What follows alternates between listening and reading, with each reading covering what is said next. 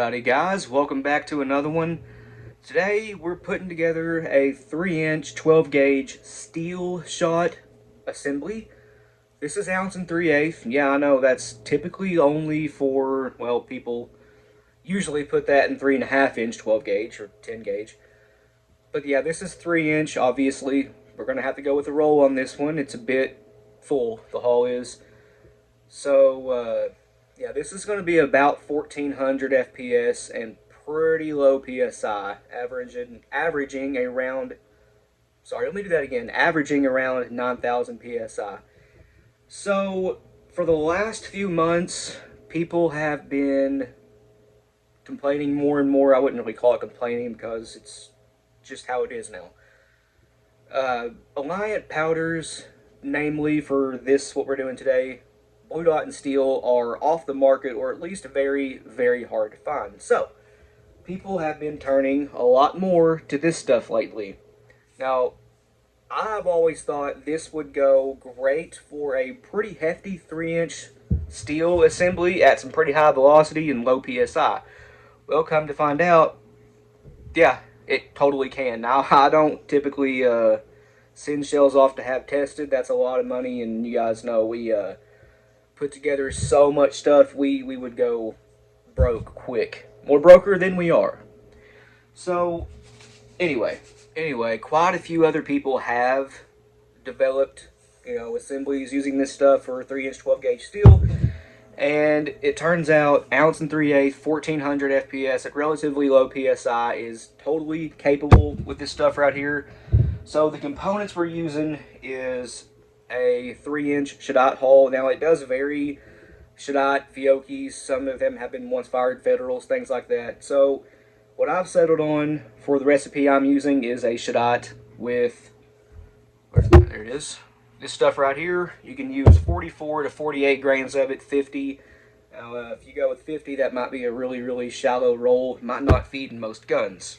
The more shallow you have your roll crimp, the harder it can be for some 3-inch 12 gauges to cycle the 3-inch 12 gauge shells again with a roll crimp. Obviously, with a fold, it should be able to cycle anything, but stack height is going to be way too tall to fold. So, the wad, people have been using the LBC50, some of the CSD wads I've seen people use, and the 3-inch TPS wad. Now, the 3-inch TPS wad, I don't have any, but I do have the now discontinued 3-inch White Lightning TPS, which is the exact same wad with white dye. That's all it is, just a different colored plastic. It is exactly the same as the 3-inch TPS. By the way, I have 47 of the dust in here. I just saw a weird flash, I don't know what that was, but yeah, 47. You can go as high as 50. The lowest I'd take it is 44. 44 will get 1300. 50 will get 1450, 1475 in that area, but 1400 is plenty with me. So, after you have the dust in here again, I'm using 47. 3-inch TPS. You can see stack height is fairly tall. This would work out a lot better in 3.5-inch. Maybe you could bump that up to like 55. Maybe even a little bit more. I don't know. And get some serious speed going. But as it sits right now, this obviously needs a roll crimp because it's 3-inch. And again, 1400 FPS, 9000 PSI. Just, if you're going to do this, I'd make sure your gun can cycle these because, again, not all 3-inch 12 gauges can cycle the 3-inch shells that have pretty shallow rolls like that. There you go. Now you can see it better. There is nowhere near enough room to be able to fold crimp this. So let's talk shot sizes for a second here. I'm using number 3, which I have in here, ounce and 1/8 of number 3 steel. I've seen people use up to BB, but from what I can gather, that stack height is pretty tall in that. It almost doesn't all fit in the wad, so maybe if you're going to go with BB, you might not get the entire ounce and 3/8 payload, but you'll at least be close. I'd say 1.34, 1.35, you might be missing a few pellets. But with the number 3s I'm using, it actually sits a little bit below the top of the wad. I will try my best to show you, but it's probably going to spill. Nah. You can see it is sitting just ever so slightly below the top of the wad. You can fit a few more pellets. Maybe you can go to 1.41 ounces if you want to. But yeah, the PSI is definitely low enough for that. But what I was getting at there is people have been using sizes like number 2, which is what the recipe I'm basing this off of uses. Use number 2 shot. You could use number 1, B, BB. I don't think I've seen anyone use larger than BB. So this being number 3 steel, in my opinion, a little bit more suited to a duck, but if you're close enough to a goose, anything larger than a duck, well, number 3 will get the job done, certainly at this speed. So after this, just need an overshot card, and all I'm using is just a plastic overshot card that came on these S&B buckshot. I have a breakdown video on these coming. This is the worst buckshot shell on the market. If you guys can think of a worse, let me know, but that's just the overshot card from them. And here is the final stack out. We have maybe 5/16 inch of clearance above the overshot card, hull material I should say. You can tell it's going to be pretty tall whenever you roll that. It might be close to the length of a fold crimp 3.5 inch. But there might be, I don't know, 5/16 of clearance above that, or hull material, just a little bit more than 1/4 inch. To play it safe, we'll just call it a 1/4 inch. But this is pretty much ready for a roll now. I will be using a Reloaders Network 4-pin. Apparently, those are discontinued now, which is sad because, if you ask me and a lot of other people, those are, bar none, the best straight roll crimp tool that was ever on the market. It would even roll crimp shells that had previous fold crimps like this.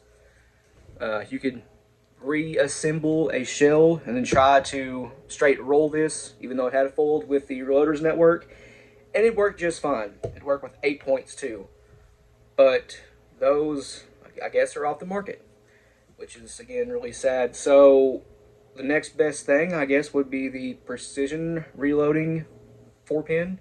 I don't have any experience with those, but from what I hear, they're great too. Actually, if you guys have any experience with the precision reloading 4-pin roll crimp tool, please leave it in the comments. I'd love to read about it, know more about it, and I'm sure a lot of you guys watching would too. Okay, so I've got it all rolled up. Here's the end result. It looks like a roll crimped white shell because the wad's white. Now, I did taper this with a GOT BN2. Maybe you can see the taper on there. Maybe you can't. These clear or white shells really have a hard time showing up on iPhone cameras, especially the front-facing one. It just can't pick up, clear and white shells very well. But this has a really nice roll on it. Now, let me find a 3.5 inch shell real quick, and I'll compare that with the overall height of this. 3.5 inch will have a fold, by the way. Okay, so right here is a 3.5 inch Shadite hull with a fold crimp on it. You can see it might be, at the most, 1/8 inch taller than this roll crimped 3 inch. And that's just because fold crimps take up a lot more hull material than a roll crimp does. And this had a really high stack height and a pretty dang shallow roll. So you end up with probably what would be a 3.25 inch shell if it had a fold. Let me measure the depth of the crimp itself with a set of calipers for you guys. I'm sure some of you might want to know that. So just a set of digital calipers here. They measure in the 10,000th. And we have what appears to be about 0.12 inch of a roll depth. That's it. With this glorious stuff right here, you can basically nearly get 3.5 inch 12 gauge performance in 3 inch. You just got to be mindful of the length of the hull. It may not cycle in every gun. This stuff does burn pretty dang slow. It's a mainly 410 28 gauge powder, but Obviously works fine in the larger gauges too. You can do up to 3 ounces and 10 gauge with it with lead or TSS. But I've also heard from some people this stuff has some trouble igniting and burning in really cold weather, and we've experienced that ourselves. We have put together some 20 gauge buckshot with it, and we just ended up with pud loads. It wouldn't go off. But to be fair, it was 20 gauge and it was cold, and we weren't using a Magnum primer, and it wasn't a whole lot of this stuff. It probably just couldn't build up enough pressure to go off. So if you use a mag primer in the cold weather and you have an adequate, pressure on your crimp, then you may not have any issues. Actually, if you guys have any experience using this stuff in the colder climates, leave your experiences down in the comments. I'd like to hear them, and I'm sure, again, other people would too. One more thing before I close this out. You can hear the pellets shaking in there a little bit, and not everyone likes that. I don't mind it because I know it's well sealed and all that stuff, but if that bothers you, the PSI should be well low enough to add some buffer if you want to, and that buffer will take care of the rattle. This is just steel in a wad with a little bit of wad left up above it, so you get some rattle. A little bit of extra room in that wad. Could you add some filler? Sure. Did I add it? No. Or, just add a little bit of filler, maybe an 1/8 inch felt wad or something in the bottom of it, 20 gauge nitro card, just a little thin one underneath the shot to bring it up to the top of the wad. Then it won't rattle so bad anymore, but I'm not worried about it. Anyway, I think I've said about all I want to say, so that'll end this one here. Please like and subscribe. We always appreciate that. If you have any questions or comments, leave them down in the comment section below, and we'll get back to you. And if you want to, go check out our Patreon. It's as low as $1 a month. You guys get early access to content. A link to that, as well as a link to our Instagram, Rumble, and merch store will be in the description below. But other than that, you guys take it easy. We'll see you in the next one.